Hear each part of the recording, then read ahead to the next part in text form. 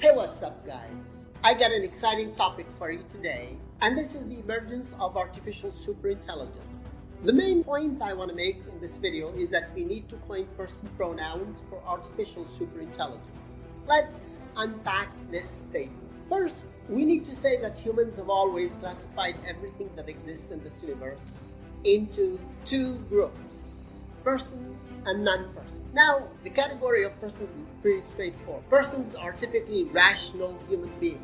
They can remember the past, plan for the future, learn from experience, and have the ability to empathize and think. They're also self-aware and conscious of their existence and surroundings. Non-persons comprise a more extensive category, including objects, machines, animals, insects, etc. Concepts, thoughts, and words are also non-persons, and they are inanimate and unconscious.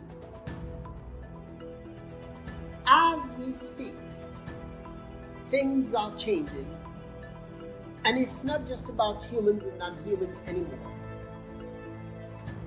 The rise of artificial intelligence, AI for short, is challenging our traditional way of thinking about what exists on Earth. We're talking about artificial general intelligence, or AGI, also known as artificial superintelligence. ASI is reaching a level of evolution that matches or exceeds human intelligence on several fronts. That means certain robots, apps, and software programs can think, learn, communicate, and behave just like humans. That is why categorizing what exists using our conventional person pronoun system in English and other languages is under scrutiny in this video. With AI developing at an unprecedented rate, we have a few questions to grapple with. As we create two entities that are neither human nor object, we need to determine how much of them is machine and how much is human. What's more, we need to decide how we'll refer to them, or how they will refer to themselves once they become sentient and independent. But here's the thing. If we decide to coin pronouns for these new entities, will they accept our nomenclature? Will they accept to be mere tools at our disposals? Or will they end up being their own and our masters? These are existential questions that require serious consideration. As we stand at the dawn of ASI, we need to step back and ask ourselves about what it is that we are creating. Are we building something that will ultimately serve us? Or are we giving birth to a new form of life that will have its own agency and desires? You'll agree that this is a complex and daunting prospect, but we must grapple with it sooner rather than later. Some may think these questions as irrelevant or even inappropriate, but history has shown us that it's always better to be prepared for the unexpected. We need to envision these scenarios and accept that superintelligent machines may run and are actually running aspects of our lives.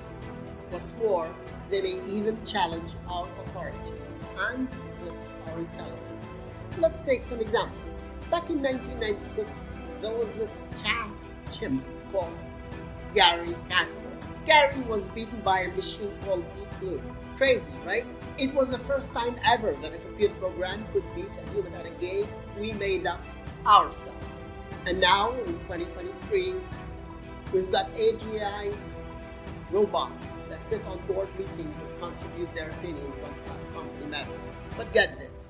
In November 2022, an AI software called ChatGPT openly composed texts much faster than us mortals. Right now, we can confidently say that these computer programs are still objects with the ability to copy how humans act. The big question is, what happens when we design machines that are more intelligent than us?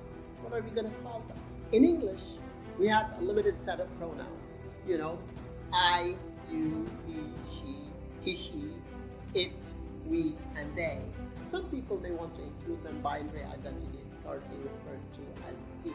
The question I find pressing and timely is this.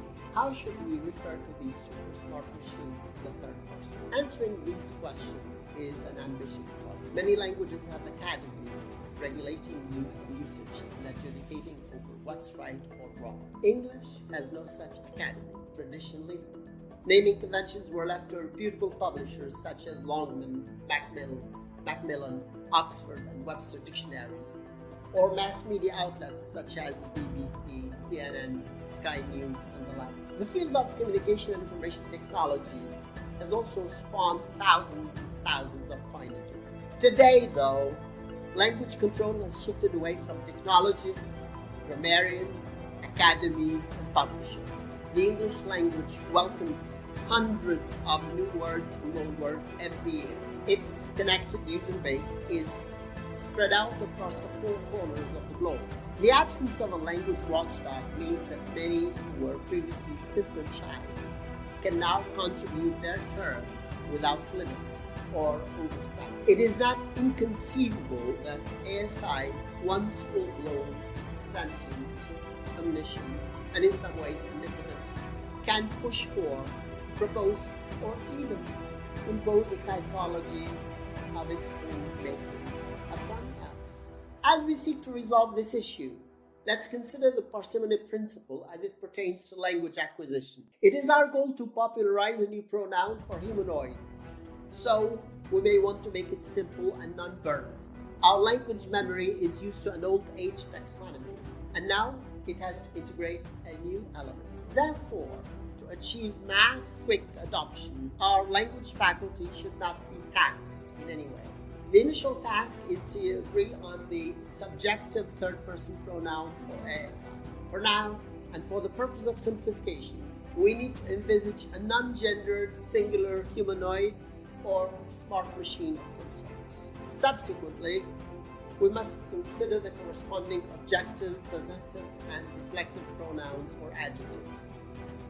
These too should comply with the economy principle. Let's take a trip back to 1995 when a scientist named Willem Conrad Röntgen discovered a kind of really powerful energy that he had never seen before. He didn't know what to call it, so he used letter X to show that it was a mystery radiation. I kind of want to follow Röntgen's lead and use X to talk about superintelligent machines in the third person.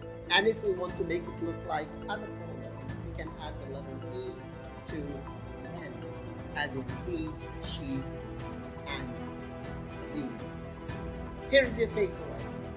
In most languages, we classify things as either human or non-human. Right now, things are getting a bit more complicated with developments in artificial superintelligence. ASI has the features of both objects and persons, but with superintelligence added to the mix.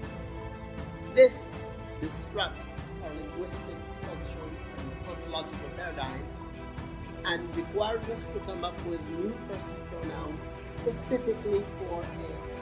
It's imperative that these words be easy to use and not taxing to our memory. This must be achieved in English and in other languages too. Well, that's all for this video on coining a person pronoun specific to ASI, folks. If you enjoyed this video, make sure to give it a thumbs up, leave a comment, and share it with your friends. And don't forget to hit the subscription bell so you never miss a video from me. I appreciate your support. Can't wait to share more awesome content with you in the future. Thanks for watching.